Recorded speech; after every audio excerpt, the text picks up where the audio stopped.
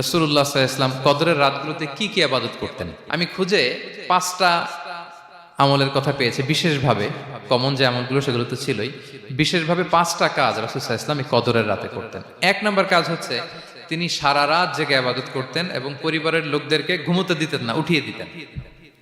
বছরের অন্য কোনো সময়ে সারা রাত জেগে ইবাদত করার কোনো নজির রাসূল সাল্লাল্লাহু আলাইহি ওয়াসাল্লামের জীবনে ছিল না। সব রাতে ঘুমাতেন। আমি জোহর বারুতে একটা কনভেনশনে the daily routine of prophet সাল্লাল্লাহু আলাইহি ওয়াসাল্লাম একটা আলোচনা করেছিলাম, যেখানে রাসূল সাল্লাল্লাহু আলাইহি ওয়াসাল্লামের দৈনন্দিন জীবনের রুটিন আলোচনা করেছিলাম। সেখানে আমরা বলেছি যে রাসূল সাল্লাল্লাহু আলাইহি ওয়াসাল্লামের দৈনন্দিন অভ্যাস ছিল তিনি এশার পরেই তাড়াতাড়ি ঘুমিয়ে পড়তেন আর মিড নাইটে উঠতেন। রাসূল সাল্লাল্লাহু আলাইহি ওয়াসাল্লামের কর্মদিবস শুরু হতো মিড নাইটে, আমাদের তো সকালে কারো আরো অনেক পরে শুরু হয়। রাসূল সাল্লাল্লাহু আলাইহি ওয়াসাল্লামের কর্মদিবস শুরু হতো বেসিক্যালি মিড নাইটে। এশার পরে কথাবার্তা না বলে আগে ঘুমোতে যেতেন, মিড নাইটে উঠতেন, কিন্তু ঘুমাতেন। ঘুম ছাড়া রাত কাটাতেন না। সারা বছরের এটা ছিল যে এশার পর পরে ঘুমোতে যেতেন, except the last 10 days of Ramadan. রমাদানের শেষ 10 রাতে রাসূল সাল্লাল্লাহু আলাইহি ওয়াসাল্লাম ঘুমাতেন না। এই 10 দিনের ব্যাপারেই পাওয়া যায় সারা রাত জেগে তিনি ইবাদত করতেন। আম্মা জান আয়েশা রাদিয়াল্লাহু তাআলা আনহা বলেন, ইযা দাখালাল আশরু আহিয়াল লাইলা ওয়া আইকাযা আহলা ওয়া জাদ্দা ওয়া শাদ্দাল মিজার।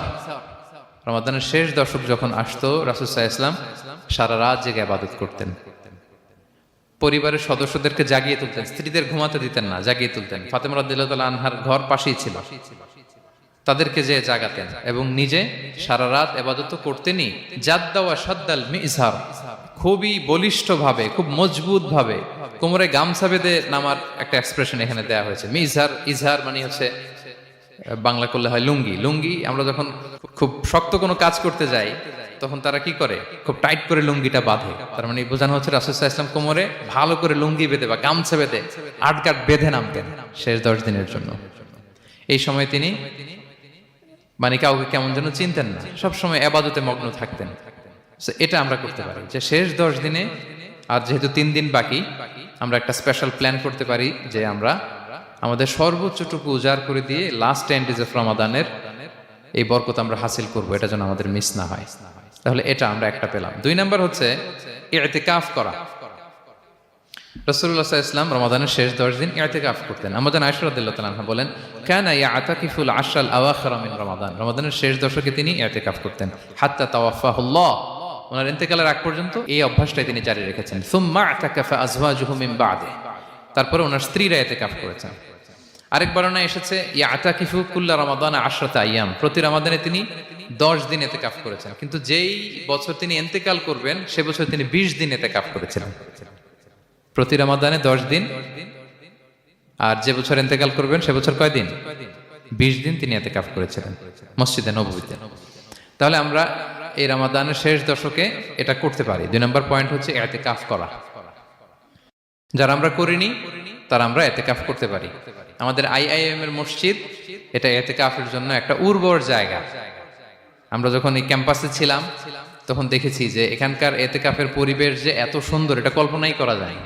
অসাধারণ পরিবেশ। আপনি যদি ইতিকাফ নাও করেন, রাত 2টা বা 3টার দিকে সেন্ট্রাল মস্কে এসে বসে থাকলেও হবে। রাত 2টা 3টার দিকে এসে বসে থাকলে দেখবেন যে কেউ সেজদায় পড়ে কান্না করতেছে, কেউ হালাকা করতেছে, কেউ তাসবিহ পড়তেছে, কেউ কোরআন তেলাওয়াত করতেছে। মানে এত সুন্দর পরিবেশ, ওটা দেখলেই আপনার ইবাদত করতে মন চাইবে। তো আমরা যেন ইতিকাফ করার চেষ্টা করি।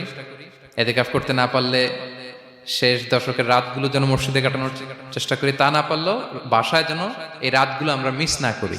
বিশেষ করে সেন্ট্রাল মস্কে তো অসাধারণ পরিবেশ, এটা হাইলি রেকমেন্ডেড। ইফ পসিবল আপনারা আসবেন, এখানে ইবাদতের চমৎকার পরিবেশ থাকে।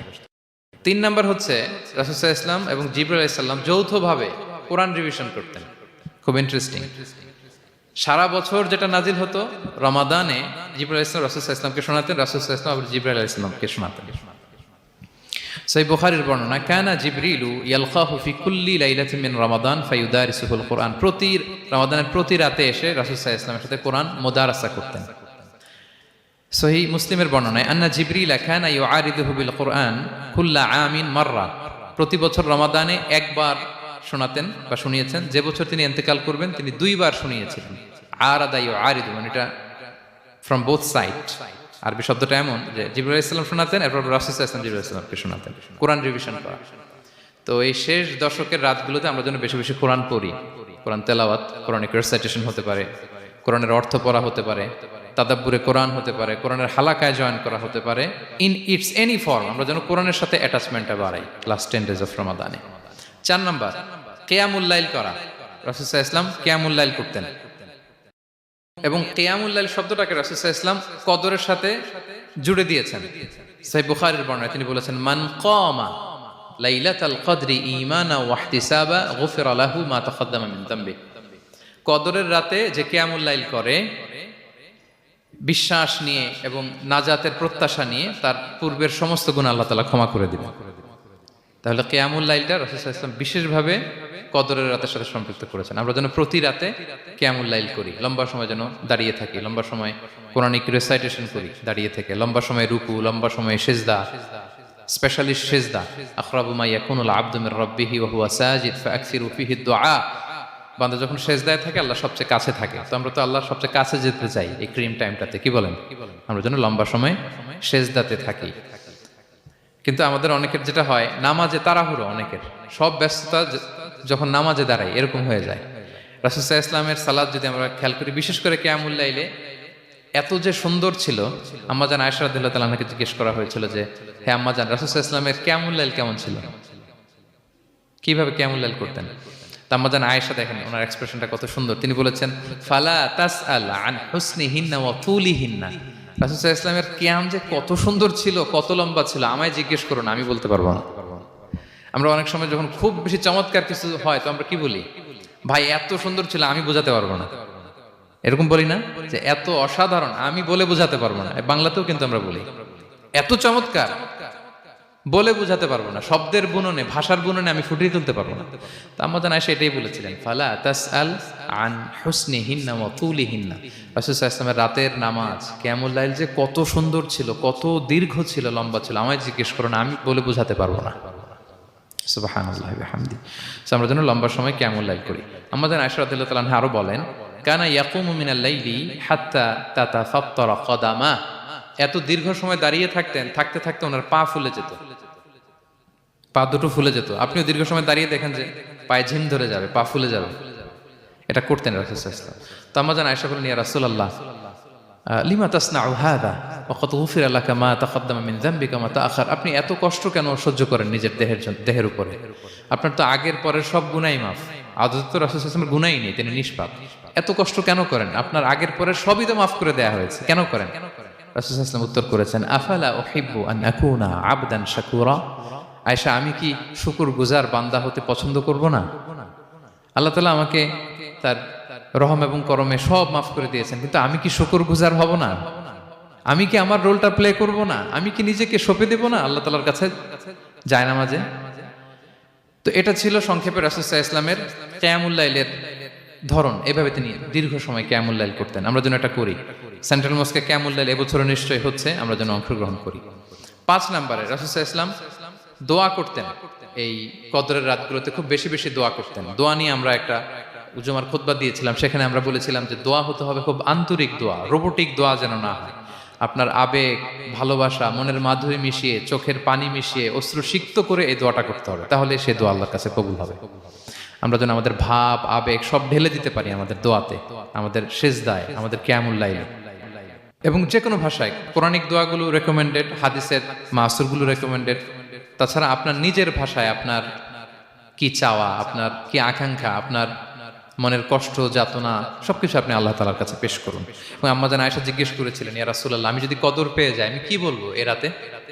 মা আদউ, কি দোয়া করব? রাসূল সাল্লাল্লাহু আলাইহি ওয়াসাল্লাম বললেন, তাকুলিন, আয়েশা তুমি বলবে, আল্লাহুম্মা ইন্নাকা আফুউন তুহিব্বুল আফওয়া ফাআফু আন্নি।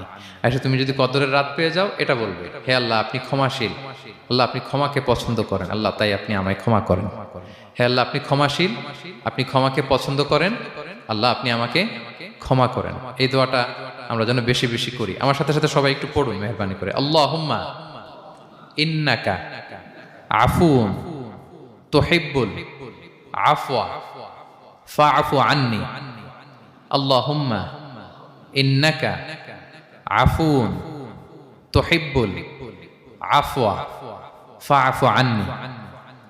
হে আল্লাহ আপনি ক্ষমাশীল, আপনি ক্ষমা করাকে পছন্দ করেন, আল্লাহ আমাকে ক্ষমা করেন। আমরা আমাদের নিজেদের ভাষায় অনেক দোয়া করতে পারবো, কিন্তু রাসূল সাল্লাল্লাহু আলাইহি ওয়াসাল্লামের শেখানো দোয়াগুলো এটা হচ্ছে মানে very precise in wording but comprehensive in meaning. এটার অর্থ, এটার আবেদন এটা অনেক বেশি। আমি অনেক 10টা-20টা বাক্য বলে এত সুন্দর কথা মিলাতে পারবো না। রাসূল সাল্লাল্লাহু আলাইহি ওয়াসাল্লাম যেটা শিখিয়ে দিয়েছেন, আগে আল্লাহর প্রশংসা করলাম, আল্লাহ আপনি ক্ষমাশীল, আবারও প্রশংসা, আল্লাহ আপনি তো ক্ষমা করাকে পছন্দ করেন। যেটা আপনি পছন্দ করেন না ওইটা তো চাচ্ছি না, যেটা আপনার পছন্দ, যেটা আপনি করতে ভালোবাসেন, গাফিরিয যামবি ওয়া কাবিলিত তাওব, আপনি ক্ষমা করাকে পছন্দ করেন, তওবা কবুলকে আপনি পছন্দ করেন, তো সেটাই তো চাচ্ছি আপনার কাছে, আপনি আমার তওবা কবুল করুন, আল্লাহ আপনি আমাকে ক্ষমা করুন।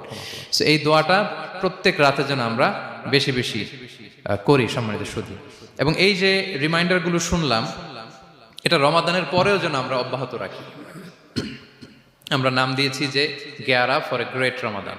আমাদের এবাদতের যে ধারাবাহিকতা, এই গতিটাকে আরেকটু গিয়ার আপ করা, আরেকটু পুশ করা নিজেকে, আরেকটু এক্সট্রা ড্রাইভ দেওয়া এই শেষ মুহূর্তে।